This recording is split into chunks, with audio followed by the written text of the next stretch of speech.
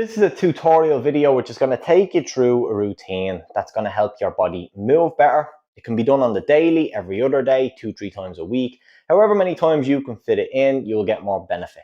It can also be done to aid recovery from tough workouts where you might have stiffness and muscle soreness, but it'll also help if you work in a job where there's postural issues, so sitting in a desk or driving all the time. This is a great daily routine to do to keep your body ticking over and avoid any postural issues with the hips and the shoulders, knees, ankles, all these things, lower back. So we're going to start off by lying on our back.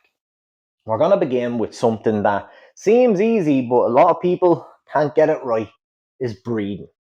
So we're going to do some deep diaphragmatic breathing, and we're going to place one hand on our chest and one hand on our belly button. These hands are just indicators. We're going to try and inhale deeply through our nose as much air as we can, and then we're going to breathe out our mouth and expel and try to empty the lungs as much as we can. But the trick is we only want the hand on the belly button to move up and down with the breath, and the hand on the chest should remain stable. It shouldn't go up and down. This is to make sure you are breathing deep into your diaphragm, which is much more efficient in our breathing. Chest breathing is not as efficient, and it can also be a stressor, whereas deep diaphragmatic breathing can help us relax. Okay, so I'm gonna perform a couple of reps of this here. I'm gonna inhale through the nose.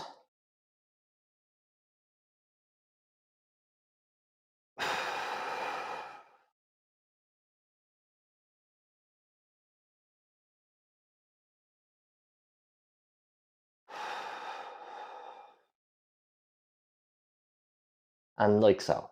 At the very end, as you are expelling all the air out of your tummy, you should actually start to feel some deep ab muscles slightly contract to help expel the air, and that is perfect. That means you're doing it properly. Perform this for the prescribed reps in your program. So the next move, we don't have to change position too much. We're already there in our glute bridge position. We're going to drive our feet into the ground and shoot our hips up as high as we can, like so. At the very top of this move, we're going to tense our glutes as hard as we can, but also tense our abs as hard as we can for 1 second. So tense, 1/1000, and back down nice and slow. And I'll do it one more time. To the top as high as I can, drive my feet, abs, glutes, 1/1000, and slowly back down. And you'll perform that for the prescribed reps in your program. The next move is the curl up we are going to go into then. So you're going to get your hands and create a wedge like so, and you're going to place this wedge in between the gap where your floor and lower back is. So there's a little gap there, a little natural arch. You're going to fill that as much as you can. We do this so that during the move, it minimizes any spinal movement. You're going to put one leg down straight and make sure the other heel is as close to your bum as you can get it. When you initiate this move, you're going to slightly lift your head and shoulders off the ground, but it's only very small, like so. And this is the peak of the movement. You may notice some shaking at the top, which is completely normal. It's all your body's muscles trying to fire, especially the core muscles. Okay, we're going to try and go for a 10-second hold for 1 rep, and you'll perform the reps that are prescribed in your program. Okay, next up, we're going to flip to our side in a sort of adjusted side plank position.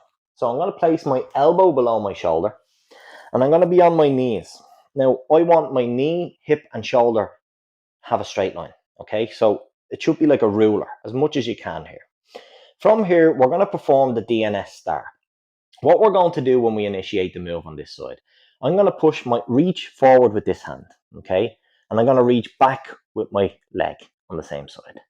When I do this, I'm going to sit into a sort of a squat. I'm going to sit back into a squat, and I should feel my glute firing, the glute that's facing the ground, and I come back up and bring my hands and legs back in for 1 rep. This is really going to fire the glute on this side, but it also helps activate the abs here to work with the glutes, okay? 1 more rep, hand forward, foot back, sit down into a squat, and come back up. You will repeat the prescribed reps on one side, and then do them on the other side, okay? One tip on this move is, as you move your hips, try not to just move back and forward, back and forward. You should be going backwards at a 45-degree angle, kind of sitting down into a squat, okay? And at the very bottom, don't let your hip rest on the floor because you'll find this disengages the glute. You want to get as close to the floor as you can without resting on it. So this glute is constantly firing. Okay, so now I'm going to look off camera to my list here for the next move because if I didn't have this, I get lost. So we've got Supermans coming up. So this is a great move for activating the posterior chain, which is a lot of the muscles that move on the back of our body, which tend to be underdeveloped or get underused.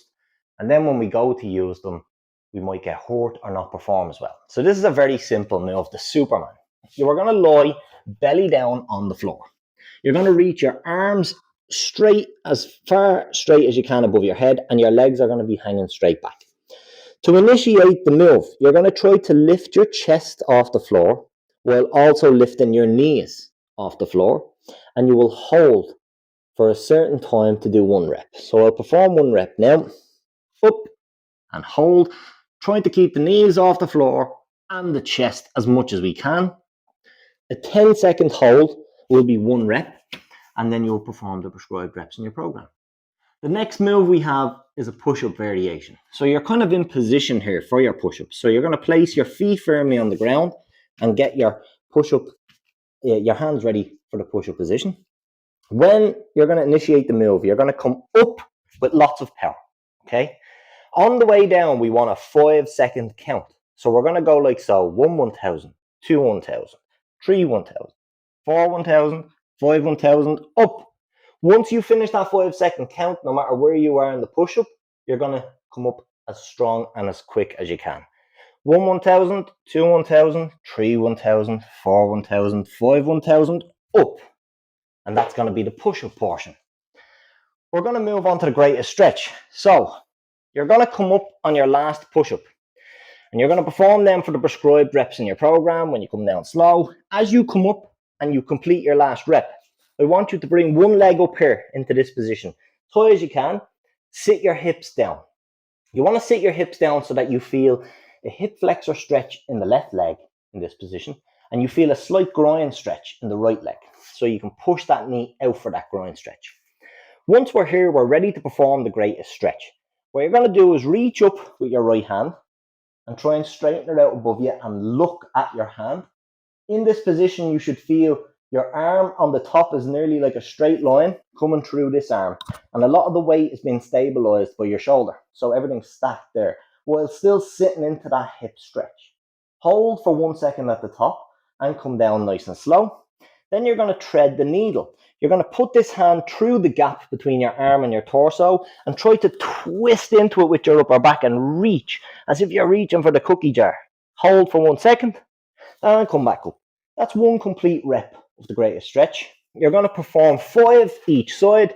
So to switch sides, you will do it like so.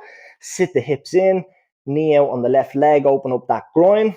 Now we're going to reach up first, stack our arms. A lot of our weight is on our shoulder here.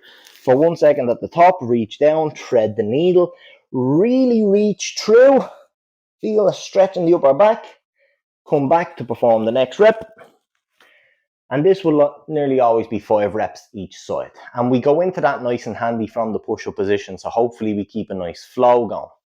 And then our last move, probably the most important, is our squat. So we're going to perform a squat, but it's like a slow motion squat and it's got some pauses along the way. So what I want you to do is get into your squat stance and slowly lower yourself into a quarter squat position. So this is what it will look like. Approximately quarter of the way, pause. When you pause here, 1 1,000, 2 1,000, 3 1,000. Then slowly lower yourself into a half squat position. Then pause, 1 1,000, 2 1,000, 3 1,000. Now the final stage, I want you to lower into your squat as low as you comfortably can, okay? Once in that position, keep your abs tight, knees out, don't let them come in, and hold the deep position for 1 1,000, 2 1,000, 3 1,000. When that count is done, up with lots of power, okay? So I'm going to perform that one more time.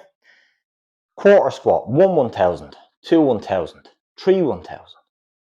Half squat, 1 1,000, 2 1,000, 3 1,000. Deep squat, 1 1,000, 2 1,000, 3 1,000. Lots of power at the end of the count. So perform that squat then for the prescribed reps in your program, and then that's the whole routine complete.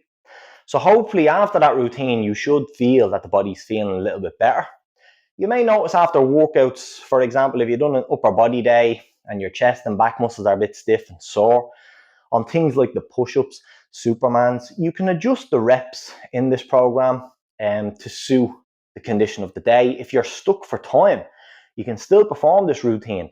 Just take your prescribed reps that I give you and you can cut them in half. Okay, you will still get some benefit from just performing a couple of reps of these moves. Okay, but if you do have the time, I urge you to stick to the prescribed repetitions that are prescribed to you because they're going to give you the most benefit. But as I said, if you do 50% of this, there's a chance you might get 50% of the benefits. So it's worth giving it a go. So I hope that helps.